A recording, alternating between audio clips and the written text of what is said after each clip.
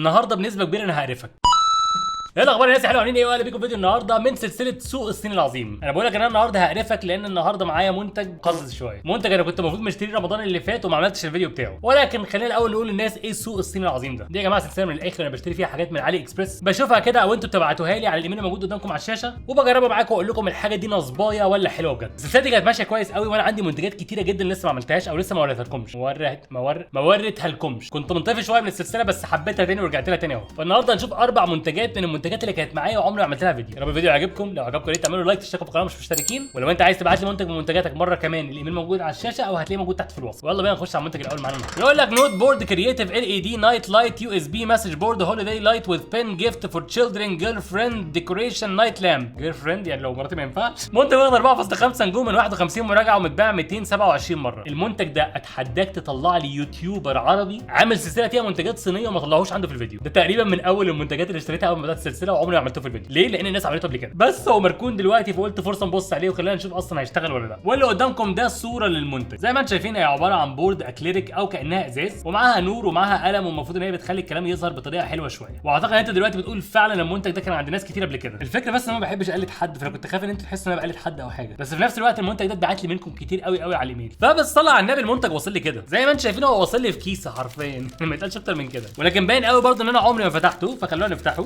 بالمناسبه انا عارف ان الكاميرا كانت بايظه في الحلقه اللي فاتت تقريبا وفي حلقه زين ماركت اللي فاتت برضو، بس يفترض دلوقتي لو تبص من فوق يكون الكواليتي احسن شويه وفي نفس الوقت الفريم ريت كويس ما بيهنكش. اعتقد دي اخر حاجه موجوده معانا هنا، فخلونا نطلعها وبس كده. مفيش غير كيس فنرميها على جنب. في برضو هنا فلينه فنرميها على جنب برضو. اوكي عندنا ايه؟ عندنا في قلم، يا رب ما يكونش نشف بس قلم ابيض. فوكس يا فوكس اهو، قلم ابيض ما اعرفش هيكون فيه ايه بصراحه، هنشوف دلوقتي. بس ده منظره من فوق، واللي في صباعي ده تعويره مش قذاره، انا صوابعي كلها اصلا بايظه اليومين دول. وبعدين عندنا هنا البتاعه دي اللي فيها يو اس بي وانا شايف فيها لمض، لو تركزوا كده هتلاقوا في ال اي ديز، فدي اللي هتخليها تنور. ما اعرفش بتغير لونها ولا لا بس مفيش اي زرار او اي حاجه. وبعدين عندنا في البتاعه دي اللي اعتقد ان هي الاكليريك بورد. ايه ده؟ دي فيها حاجات. لحظه، ايه ده؟ انا فاكرها شفافه ما فيش اي حاجه. لحظه كده، بقى لها سنتين عندي واللزقه مش عايز تتشال. استنوا بقى، طب ايه الكلام بقى؟ لحظه واحده، هو انا المفروض اشيل اللزقه دي ولا لا؟ اعتقد ولا ايه، هي ما بتتشالش. اوكي من الكاميرا اللي من فوق. ايوه قذاره والله بس كويس. طيب هو فيها زي ما انتم شايفين كلام كده مكتوب تواريخ وبتاع، وفي ورد ومكتوب عليها ديلي مومنتس او اللحظات اليوميه. باين الكلام ده ولا لا؟ مش عارف، ممكن من فوق تبان اكتر. كده باينه شويه. بصوا مكتوب فيها حاجات كتيره ومكتوب فيها كلام كتير وانا بكرر الكلام ما اعرفش ليه بس انتوا فاهمين يعني. فالفكره منها ايه؟ بكل بساطه المفروض ان احنا هنركب القطعه دي هنا كده ونكتب عليها اللي احنا عايزينه وخلاص المفروض هتنور. انا اللي انا فاكره ان انا طالبها فاضيه بحيث ان انا اكتب فيها اللي انا عايزه براحتي. كنت عايز اكتب فيها اشترك والكلام ده بس انا مش عايز استخدم واحده فيها تواريخ وكده. هعمل فيها ايه بجد؟ عموما خلونا نوصلها. فك السكه الاول كده واوصلها في البي سي. ايه ده؟ فلشت والله، هي بتنور جامد قوي بس شكلها حلو، شكلها فعلا حلو جدا جدا من فوق اهو. النور بتاعها متساوي بشكل كويس. طيب وده منظرها من قدام اللي عايز يعرف برضو. لا شكلها حلو فعلا، تصدقوا شكلها حلو قوي قوي. طيب خلونا نجرب القلم بتاعها، هل يا ترى ناشف ولا لا؟ ده اللي هنعرفه دلوقتي. فبسم الله، هات لي ده كده، اكتب لي هنا. ايه ده؟ الله، شغال والله. لا شغال وكمان شكله كانه جزء من البورد. بص المنظر عامل ازاي، جامد جدا جدا. طيب ايه ده؟ بس بصوا بيمسح ازاي. ايه القرف ده بقى؟ هو ده ايه الماده دي؟ ده مش حبر ده. ما علينا، خلونا نمسح كده. ايه ده؟ انا مش مصدق اللي انا شايفه قدامي ده يا جماعه. هو اوريدي من المساحه اللي جايه مع الجهاز اصلا اتخدش من هنا، ودي حاجه مش حلوه يعني. انا لسه جايبه وخدشته. ايه الهبل ده؟ ما علينا. انا وصلت مليون مشترك تقريبا يوم 4 اكتوبر صح؟ فهنعمل هنا دايره على 4 وهنكتب هنا اكتوبر كده، وهنا نكتب مثلا 2024 ماشي، وهنكتب هنا نعمل كده سهم بتاع كليك بيت اهو، وهنكتب مليون مغفل. فانا اقول ان انتوا شطار. لا والله لو انت مشترك في القناه هنا انت وقعت على دماغك وكنت صغير تقريبا علامه تعب. فدلوقتي عندنا في لا لحظه، ايه ده لحظه نسيت امضي اوكي. فده المنظر دلوقتي. هي فعلا شكلها حلو على فكره والله العظيم. لا بص من فوق لحظه واحده، اطفي لي الانوار. بص المنظر عامل ازاي، هي واضحه قوي قوي قوي وتحس انها اللي رسم الورد اصلا.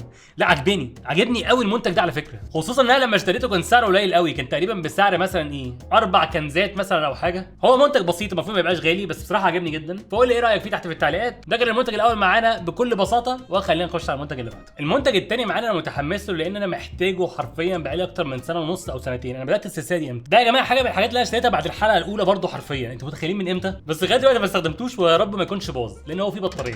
بيقول لك ويت شيب R2 2.4 جي وايرلس اير ماوس كيبورد موشن سنس بلاك لايت اير ماوس تاتش باد ريموت كنترول كيبورد فور اندرويد تي في بوكس. منتج واخد 4.9 نجوم متباع 600 مره. واللي قدامكم ده هو المنتج يا جماعه. ده ايه؟ ده عباره عن ماوس وكيبورد ممكن تستخدمه مع اي جهاز، وانا كنت زمان محتاجه عشان استخدمه مع التلفزيون لان انا كان عندي كيبورد كلكم تقريبا عارفينه معفن كده اللي هو عامل زي الجويستيك ده، ما اعرفش عارفينه ولا لا. فبصيت على النت ولقيت ناس كتير قوي بتقترح الشيء ده بحكم ان كمان في اير ماوس. يعني ايه؟ يعني بتمسكه وتحركه بايدك كده، فالمفروض ان هو بيتحكم في الماوس. فعايزين نشوف الكلام ده صح ولا لا. وقت ما انا اشتريته ما كانش رخيص خالص خالص خالص، فهل لسه يستحق فلوسه بعد ما انا ما استخدمتوش بسنتين 3 تقريبا؟ والله ما اعرف بقى قد ايه. لا انا كنت بعمل علي اكسبريس دي من قبل ما اتجوز. ايه الهبل ده؟ هو انا مشتري المنتج ده امتى؟ طبعا يا جماعه انا اوفر قوي، بس طلعت مشتريه يوم 6 يناير 2023، مش من زمان قوي يعني، بس يعني من زمان.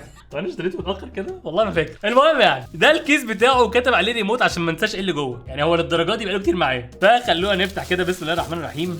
اوكي اير ماوس وذ انتي ميسنج فانكشن. انتي ميسنج فانكشن؟ ايه الانتي ميسنج فانكشن ده؟ Q40. وعليه من هنا كلام ان في انفراريد ريموت كنترول، وفي ماوس بالهواء، و2.4 جيجا هرتز وايرلس، وفي تحكم بالصوت كمان ودي حاجه جامده، وفي كيبورد وتاتش باد، ومفروض ان هو ذكي يعني يحل معضله رياضيه ولا ايه مش فاهم. ومن الناحيه الثانيه عندنا شكل الكيبورد نفسه، وبيقول لك يتوصل بالتلفزيون الذكي وبالتابلتس والاندرويد تي في بوكس والبي سي والبروجيكتور والاتش تي بي سي. ما اعرفش ده ايه الصراحه. خلونا نفتح كده ونبص شكل المنتج جوه عامل ازاي. عندنا فيه يو اس بي دونجل. تقولش انا محتاج استخدم دي ضروري، هو انا ما عنديش مشكله استخدمها، بس لو عايز اوصله بالتابلت هوصله ازاي؟ ما علينا. عندنا هنا في يو اس بي، وعندنا في كابل يا رب ما يكون تايب مايكرو يو اس بي. ايه ده؟ يا رب يكون تايب سي يعني. فالكابل هو مايكرو يو اس بي. يا رب يا رب يعني. عامه يعني هو كابل عايز الحرق مايكرو يو اس بي. وبعدين عندنا هنا الريموت نفسه. اول حاجه ايه ده متغلف 4 مرات تقريبا. اللي هو نفتح دي كده. ايه ده؟ ايه اللزقه الوحشه دي؟ والله العظيم ايه ده؟ ايوه ساتر، بقالها كتير قوي فعلا على فكره. اوكي ماشي. اول حاجه اختبار الشم. ريحته سمك، والله العظيم ما بهزر، ريحته سمك بجد. غير كده هو ملزق شويه اعتقد عشان اللزق كان عليه كتير، فاعتقد ده هيروح بعدين. بس ده شكل الريموت من قدام وده شكله من الظهر. في حرفيا كل زراير الكيبورد اللي ممكن تحتاجها، بس انا ما فكرتش اجيبه فيه عربي ودي مشكله مني انا على فكره. واعتقد اللي في النص ده هو التاتش باد. والناحيه الثانيه عندنا فيه زرار الباور واللي بيعلي الصوت وعشان استخدم الصوت نفسه اللي هو الفويس واللي بيوطي الصوت، وفوق وتحت ويمين وشمال واوكي، وزرار الهوم وزرار الباك وزرار المنيو وزرار الماوس وزرار النور. لحظه كده نشغله. شغال؟ طبعا مش شغال، اكيد محتاج يتشحن. ما اعرفش انا كنت افكر في ايه. فخلونا نفك كده. فين بقى مكان الشاحن بتاعه؟ المكان قذر. لحظه واحده. ايه ده؟ اوكي مبدئيا لو تلاحظوا يا جماعه مكان الشحن هنا اهو ماشي. لو مشينا كده شويه، لا ركز كده معايا بقى فوكس عشان الحته دي صعبه قوي. هو في زرار مش عارف باين ولا لا بس مكتوب عليه اون واوف. انا بس الكاميرات حالفه ان هي ما تبينش حاجه اهو. اون واوف اهو. فهل ده زرار الباور نفسه؟ لحظه كده نجرب نعمل كده اهو. ده منور والله اهو. اوكي يبقى ده باور الجهاز اللي انا بستخدمه. وانا لو وصلته بالبي سي ودوست عليه هيفصل البي سي يعمل له شات داون؟ هنعرف دلوقتي. طيب اجربه ازاي والله؟ هل في بلوتوث؟ صح نسيت اشوف ايه تاني جوه. في دليل استخدام. في دليل استخدام بالصيني ولا ايه؟ لا في انجليزي. طيب بيقول لك ان الثلاث فتحات اللي فوق دول عباره عن فتحات الصوت، يعني هو بيطلع منهم صوت، وان الفتحه اللي فوق دي ميكروفون اللي هي في النص، واللي تحتها عشان يشوف الضوء او يبقى عنده حساس ضوء اعتقد عشان ينور وكده. السؤال بقى هل في بلوتوث ولا لا؟ اوكي اعتقد يا شباب ان ده ما فيهوش بلوتوث، يعني لازم نستخدم اليو اس بي دونجل دي. واستخدامه مع الموبايلات ومع التابلتات مش هيكون اريح حاجه، لازم تشتري دونجل ثانيه اللي هي تايب سي ليو اس بي اي والكلام ده. فخلونا نوصله بالبي سي ونشوف هيشتغل على طول ولا لا. اوكي هات الماوس في نص الشاشه كده ووصله كده. المفروض ان هو اتوصل وعمال احرك مفيش حاجه بتتحرك. طيب خلينا نعمل اوف واون تاني ولا هو فصل شحن؟ استنوا كده. لا هو شغال. فدلوقتي مفيش حاجه شغاله. طب خلونا نفتح نوت باد بالماوس عادي. اوكي النوت باد اهي. هل بيكتب؟ ما بيكتبش. هو مش متوصل ولا ايه؟ لا لحظه بينور من هنا ازرق رايح جاي، ما اعرفش ده معناته ايه. لحظه كده بيقول لي دوس على الزرارين دول لمده 3 ثواني، فهنفضل دايسين كده ان شاء الله حاجه تتغير. ايوه اوكي شكله اشتغل صح. نجرب تاني. مش شغال برضه. طب هل هيكتب؟ مش بيكتب برضه. انت كونكتد ولا ايه؟ هو كونكتد بس ما بيعملش حاجه مفيده. طيب اير ماوس شغال برضه. انت ايه الكلام؟ طب دوس على زرار الباور ما بيعملش حاجه. اطفيه وشغله تاني. عمال بينور ويطفي. هيكونكت ولا ايه؟ برضه رجع تاني مش عايز يكونكت مع اليو اس بي. بس انا اغير مكان اليو اس بي. اليو اس بي دي لو بايظه اصلا كده الجهاز كله مش شغال. في ايه؟ هو مايكرويف ولا ايه؟ في ايه؟ مش فاهم عايز ايه. طيب لحظه واحده. بص البي سي. بصوا يا جدعان. اوكي لسبب ما انا مشغلت اليو اس بي وركبته تاني بقى يشتغل. فزي ما انتم شايفين عمال بعمل اهو سحر اهو وهو شغال معايا. ممكن برضو اقفل الاير ماوس لو دوست على الزرار ده خلاص مش شغال كاير ماوس اهو. بستخدم التراك باد. ايه ده يا جدعان؟ ده سموث قوي والله. لحظه ده الرايت كليك ولا ايه؟ استنوا كده، ده الليفت كليك. هنكتب كلام اهو، بكتب اي حاجه، بعد كده اروح على الكلام ده. هل اقدر اعمل له سيلكت؟ يعني لو دوست كده ولفيت ده كده؟ لا لحظه، هو ده زرار ايه؟ فين الليفت كليك والرايت كليك؟ ازاي اعرف؟ اوكي بالتاتش يا جماعه. التاتش باد هو الليفت كليك والرايت كليك، فاهمين؟ فلو هلمس بصباع واحد ده ليفت كليك، لو بالصباعين ده رايت كليك. اوكي دول سبيس. اوكي لا، كنت افضل الصراحه يكون في زراير للماوس، بس مش مشكله خالص. طيب لو دوست على زرار الهوم يحصل ايه؟ بيفتح لي البراوزر. لو دوست على زرار المنيو بيعمل برده كأنه فتح المنيو. اوكي لو دوست باك ما بيعملش حاجه، اعتقد ما فيش حاجه تحصل. طيب لو دوست على زرار الميكروفون هيعمل حاجه؟ www. لا ما فيش اي حاجه شغاله. اعتقد زرار الميكروفون مش هيشتغل مع البي سي على ما اظن. طيب اخر سؤال، اقفل لي ده واقفل لي ده، دونت سيف. لو دوست على زرار الباور البي سي هيفصل بس كده، شاتنج داون. طب ده خطر قوي والله العظيم، اقسم بالله خطر جدا، بس جامد قوي. ده هيتحط في الليفنج روم. ده فاكرين البي سيز الصغيره بتاعتي بتاعت اي ان يو؟ في واحد منهم اللي هو كان فيه الشاشه من فوق ده، انا حاطه بره اصلا في الليفنج روم وبستخدمه لغايه دلوقتي. بس مشكلتي معاه دايما ان الكيبورد اللي انا بستخدمه عشانه الكيبورد معفن، اللي هو الفولدبل اللي بيتفتح ده، وبايظ جدا. ده حرفيا انا ممكن اسافر بيه اصلا، الريموت جامد جدا والكواليتي بتاعته نظيفه وشكله كويس. غير كده اعتقد ان انا ممكن ابرمجه كمان ان هو يبقى ريموت الريسيفر في نفس الوقت بالانفراريد، بخلص من ريموت الريسيفر واخلي هو ده الريموت اللي بره، وبيتشحن اب مايكرو يو اس بي، بس مش مشكله على ما اظن، وفي كل حاجه ممكن احتاجها حرفيا. طيب لحظه واحده بقى، لو دوست بيه تاني والبي سي مطفي هل هيشغله؟ دوست كده طبعا لا، لان اليو اس بي اصلا مش هيكون شغال لان البي سي ما فيهوش باور وانا غبي. فده كان المنتج الثاني معانا النهارده، جامد جدا الصراحه، مبسوط قوي ان انا اشتريته. الحاجه الوحيده اللي فصلاني ان هو مش تايب سي، ولكن قول لي ايه رايك فيه، لان ده هيكون ليه استخدامات كتير قوي عندي في البيت. ليه اول واحده فيهم هو الميني بي سي اللي محطوط بره ده. وخلينا نخش على المنتج الثالث اللي مش عارف استخدمه ازاي الصراحه.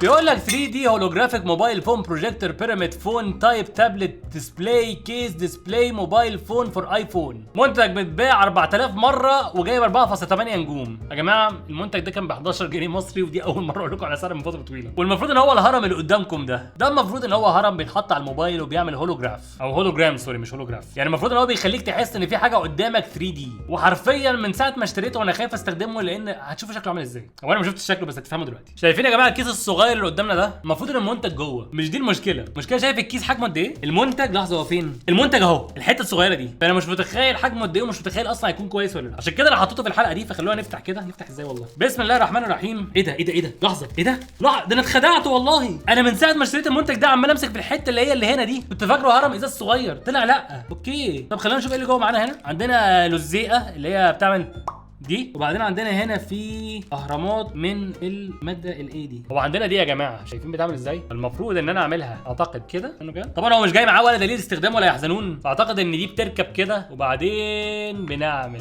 كده. ايوه بعدين بنعمل لحظه من هنا، استنوا كده. اوكي فدلوقتي يفترض ان عندنا في انا افتكرته هرم صغير والله، دي ب 10 جنيه. اوكي عندنا يا جماعه في الهرم ده، شايفين الشكل عامل ازاي؟ فدلوقتي احنا دلوقتي عايزين نطفي كل حاجه حرفيا. فين الريموت بتاعي؟ اعمل شت داون للبي سي ده، تمام؟ مش عايزين نور خالص، واطفي الانوار هنا واطفي الانوار هنا، والكسا ديكوريشنز اوف. كده احنا في الضلمه تماما، المفروض ما تشوفوش من وشي حاجه. انا بقى عملت كده ليه؟ عشان مش شايف حاجه اصلا. استنوا هفتح الموبايل. شايفين وشي ولا ايه؟ المفروض دلوقتي هدور على يوتيوب على حاجه هولوجراف. اظن انا لقيت حاجه في لحظه واحده. بصوا يا اخوانا انا لقيت الفيديو ده. شايفين الاكس دي؟ لو دوست بلاي بصوا ايه اللي هيحصل. هيبقى عندنا فيه فراشات، وبعد الفراشات هيكون في حاجه كمان اعتقد، ولا ايه؟ في طائر طنان وبتاع. فدلوقتي اللي انا يا عم والله النور الاول يا عم. كده هتشوفوني شويه. اللي انا عايز اعمله الاول ان انا اظبطها، وبعد كده نشوف تشتغل ولا لا. فبسم الله. اظن ان انا كده ظبطتها بالشكل ده، تمام. المفروض دلوقتي نشوف هنا حاجه ولا ايه، مش عارف. خلونا بقى طب انا هدوس بلاي ازاي؟ ايه الغباء ده؟ الغي الفول سكرين واشغله تاني. اليكسا، ايه ده؟ اليكسا اوف لايتس اوف. انا بعمل ايه؟ لا مش كده قصدي، كده سوري يا جدعان. في فراشه ثلاثيه الابعاد هنا، شايفينها؟ ايه ده؟ راحت فين؟ طائر الطنان. شكلها في الحقيقه احلى بكتير. لحظه هات لي الكاميرا من فوق كده. انا مش عارف ازاي الصراحه اوريها لكم بطريقه كويسه غير اني العب في الكاميرا. استنوا، ايوه هي انتوا شايفين المنظر؟ الجيلي فيش هبان. انتوا فاهمين قد ايه ثلاثيه الابعاد؟ لحظه مش عارف اوريها لكم ازاي والله. اهي شكلها في الحقيقه اقسم بالله حوار. ايه ده؟ لا لحظه نوري النور، ممكن تبان احسن من النور. هو في سمكه قرش باينه ولا ايه؟ ابينها لكم ازاي والله؟ هي باينه شويه اهي على ما اظن، يعني اهي بتلف حوالين نفسها. بس هو ما عنديش كاميرا تبقى كفايه ان هي. انا منبهر والله العظيم. ايه ده؟ انا مش فاهم هي ازاي عامله كده. الفكره ان انا حاسس ان انا ممكن امسكها، فاهمين يعني؟ لا انا لازم اوريها لكم بطريقه ما والله العظيم. استنوا كده. طبعا يا جماعه للاسف ما عرفتش ابينها لكم ازاي قد ايه هي حلوه، بس يعني هي بجد ما اعرفش باينه ولا ايه والله العظيم. بس هي جامده قوي والله العظيم، جامده قوي. ما توقعتش خالص ان ده يكون المنظر. بصوا من فوق عامله ازاي. لا باينه بما يكفي يعني. باينه قد ايه هي تحسها تحسها حاجه يعني 3 دي بما يكفي، فاهمين؟ هولوجرام. لا صراحه لو انت معاك 10 جنيه وعايز تشتري حاجه تبهر بيها حد، انا شايف ان هي دي. ركبناها في اقل من دقيقه حرفيا، وبجد انا طلعت مش عارف مش هبان والله، بس هو الفيديو باين من هنا. انا ركبتها يا جماعه والله العظيم، شغلتها في اقل من دقيقه. دورت على يوتيوب على فيديو لقيتها، فمنتج جامد الصراحه، مبسوط ان انا لقيته. لازم اوريه لمراتي، لازم تشوفه عامل ازاي. وبكده نقدر نقول ان احنا داخلين على اقذر منتج بقى، لان المنتج الاخير عباره عن عفانه حرفيا. فخلينا نروح على المنتج الرابع والاخير، واتمنى يكون المنتجات الثلاثه اللي شفتهم لغايه دلوقتي عجبوك، لانهم كلهم جامدين الصراحه. يلا بينا نروح على المنتج الرابع. المنتج الرابع محتاج حاجات انا كنت اشتريتهم من البرازيل لما سافرت هناك. اول واحده منهم هي صوص الثوم، وثاني واحده هو نعناع. بالمناسبه النعناع ده منتوس يعني مقاطع المفروض، بس انا اشتريته افتكرته حاجه اسمها كيس. شايفين كيس مكتوبه ازاي؟ بعد ما استخدمته 3 ايام اكتشفت ان هو منتوس. بس المهم يعني ان احنا محتاجينه. تمام، ليه بقى نحتاج ثوم ونعناع؟ خليني اقول لك الاول اسم المنتج: بورتابل باد بريث ديتكتور اورال هايجين كونديشن تيستر ماوث انترنال اودر مونيتور تولز كرييتيف سبلايز. منتج متباع اكتر من 1000 مره وجايب 4.9 نجوم. واللي قدامك ده هو شكل المنتج يا جماعه. دي حاجه انا اشتريتها لرمضان السنه اللي فاتت. السنه اللي فاتت ايه؟ لا رمضان قصدي 2024. ده المفروض ان هو منتج بيشوف ريحه بقك حلوه ولا لا من الاخر. واللي خلاني اجيب الثوم والنعناع وبقي العادي يعني ان احنا هنشوف هل فعلا بيشتغل ولا لا. معرفش بيشتغل ازاي، كل اللي اعرفه ان دي الصور بتاعته، بيقدر ان هو يقول لك حاجات كتيره قوي. لو تبص في الصوره دي يقدر يقول لك ريحه بقك رقم 4 يعني سيء جدا، رقم 3 يعني سيء، رقم 2 يعني مش كويس قوي، رقم 1 يعني عادي، ورقم 0 يعني كويس قوي. هو يقدر يقول لك نفسك حلو ولا لا. والمنتج وصلني بالشكل ده يا جماعه، وما كانش فيه غير الليبل بس هنا، يعني ما جاليش في باكج خالص. مكتوب عليه من هنا بريث تيستر، وهنا في الدرجات اللي اتكلمنا عليها بتاع درجات الوحاشه. والغريب في الموضوع ايه بقى؟ لو تبص كده هتلاقي مكتوب عليه بالياباني، يعني ده مش منتج صيني على ما اظن. وهو فعلا ده من المنتجات المشهوره جدا. ايه ده؟ لحظه يا جماعه، ده ياباني بالكامل حرفيا من ورا، انا ما خدتش بالي والله. ده صنع في الصين واخترع في اليابان. على العموم خلينا نطلع المنتج من هنا ونشوف جواه ايه. بسم الله. عندنا الجهاز وايه كمان ودليل استخدام وبس. اوكي، الجهاز نفسه ما فيهوش غير زرار الباور، واعتقد هنا بنتنفس تقريبا ولا بننفخ. وهنا في مكان للبطاريات، عايزين نجيب له بطاريه من مكان ما. طيب يا اخوانا انا جبت له بطاريتين المفروض ان شاء الله يشتغل على طول، فركبتهم مفيش حاجه حصلت. نقفل عليه وندوس على الزرار. اشتغل؟ اشتغل اهو. بيقول لي اصبر شويه قبل ما تستخدمني، وعامل لي تايمر. فالاول هنستخدمه من غير ما احط اي حاجه في بقي، بالنفس العادي بتاعي الطبيعي. المفروض انفخ دلوقتي. ايه ده؟ بيقول لي زيرو. زيرو ايه يا اسطى؟ مش زيرو ده يعني احسن حاجه؟ بيقول لي ان نفسي كويس، بس انا باكد لكم ان زيرو دي غلط يعني. المفروض لا استنى اجرب تاني، يمكن بيكون عايز يعمل كاليبريشن ولا حاجه فهسيبه بعيد عني. فهو ما خلاص انفخ فيه وهو قريب مني. ايه ده؟ في ايه؟ بيقول لي 5 اللي هي اعفن حاجه. هو يا اما كده يا اما كده ولا ايه؟ مش فاهم. مش 5 دي يعني اعفن حاجه؟ والله ما للدرجه اقسم بالله. ايه الهبل ده؟ هجرب مره ثالثه. شكله بايظ ولا ايه؟ هنشغله ونستنى. 5 4 3 2 1. ايه 2 بيقول 2 دلوقتي، يعني مش اخزر حاجه. انت ايه يا ابني؟ لحظه كده. اوكي اظن يا جماعه ان الصح هي 2 فعلا. ليه بقى؟ لان هو عايزه على مسافه معينه من بقي، فاعتقد ان المسافه الاخيره كانت اكتر واحده صح. فدلوقتي نفس 2 دي يعني عادي، يعني نورمال، مش حلو قوي ومش وحش. وبصراحه هو كده دلوقتي تمام. اول خطوه هنعملها هناخد نعناع. في كام نعناع هنا؟ استنوا كده. حلو، في 4. انا هطلع 2. تمام. احنا دلوقتي المفروض ان احنا ليفل 2 يعني نفسنا طبيعي. هاخد واحده والمفروض ده يخليني ابقى 0، يعني اللي هو نفس نضيف جدا صح؟ خلينا ناخد واحده نعناع قويه قوي. ماشي، فالمفروض دلوقتي يبقى نفسي حلو قوي. فدوست على الزرار وهستناه يخلص كاليبريشن. ريحه نعناع قويه جدا والله العظيم. فدلوقتي استنوا بقى كده. حسب على طول يا اخوانا. بيقول لي 5 ايه يا معلم؟ 5 ايه والله العظيم؟ انا كنت لسه عايز اجرب اخد التوم عشان اشوف هيبقى كام. ايه الهبل ده؟ لا لحظه تاني، بتاع ده بايظ ولا ايه؟ طب هنفخ فيه بالعكس. ماشي اوكي. المفروض بيحسب دلوقتي والنتيجه 5. البتاع ده مش شغال يا جماعه. المنتج ده منتج فاشل جدا جدا. انا هاخد نعناع كمان واجرب مره اخيره، بس والله العظيم منتج فاشل جدا جدا جدا. واعتقد ان هو بيطلع لك رقم عشوائي ومالوش اي لازمه. ممكن النعناع استنى، انا حتى اسيب حته من النعناع بقي حرفيا. فهنسيبه تاني. عد من ال8 لغايه الصفر وبعد كده هننفخ فيه. استنوا بقى كده. 3 2 1. 5. لا 5 في عين العدو الصراحه. منتج زي الزفت، ما انصحش اي حد يجرب يشتريه حتى لو ياباني، لان واضح ان هو نصبايه كبيره. حرفيا الحاجه الوحيده اللي كنت واثق فيها النهارده طلعت نصبه، فمش عارف اقول ايه الصراحه. ولكن ده كان المنتج الرابع والاخير معانا النهارده. للاسف مش تعرفوا نفس ريحته حلوه ولا لا، حاجه خضراء اصلا فمش محتاجين تعرفوا. ولكن كده كان عندنا البورد الجميله اللي هي فعلا من احسن الحاجات اللي انا اشتريتها من علي اكسبريس، وما كانتش غاليه خالص على فكره. فدي اول حاجه كانت معانا النهارده. ثاني حاجه كانت ريموت كنترول اللي جامد جدا، اللي ممكن يعمل شات داون للبي سي بتاعك لو عايز. ولكن ده برضه انا هستخدمه كتير، ده حرفيا هيبقى استخدام يومي تقريبا. فحاجه جامده جدا الصراحه. ثالث حاجه معانا كانت ايه؟ صح، الهرم الهولوجرامي اللي برده ما توقعتش منه حاجه وطلع جامد جدا مقارنه بالقذاره دي، لو المنتج بتاع النفس ملوش اي لازمه. حتى التوم ما خدتوش وقال لي انت رقم 5. رقم 5 ده افضل حاجه صح؟ والله رقم 5 بيقول لك يعني فيري باد، حاجه تقرف. فدي كانت منتجات النهارده من علي اكسبريس. اتمنى يكون الفيديو عجبكم. ما تنسوش لو عايزين تبعتوا لي اي حاجه تبعتوها على الايميل الموجود على الشاشه دلوقتي. شكرا لكم جدا بجد على المشاهده العطره. انا بسجل الحلقات دي بدري عشان نبدا نلحق في المنتجات على فكره. حتى هتلاقي ورايا هنا في بالونه المليون اهي. فاشوفك الفيديو الجاي ان شاء الله. ما تنساش اللايك. لاف يو اول والسلام عليكم. باي باي. تعبت واشتغلت سهرت واجتهدت، ما يبانش في شغلي عارف اني بتعب فيه بجد. دوما وعرى شغلي على قلبي زي العسل، انتوا تخلوا اي شخص ينسى ايه مفهوم الكسل. عشانكم انا مكمل، عشانكم انا مطول، لحد ما تاني درعي يجي لعندي ويفرمل، يعرف مكانه فين وسط مليون بستاوي بيسمعوا قصة نجاح انا فيها الراوي.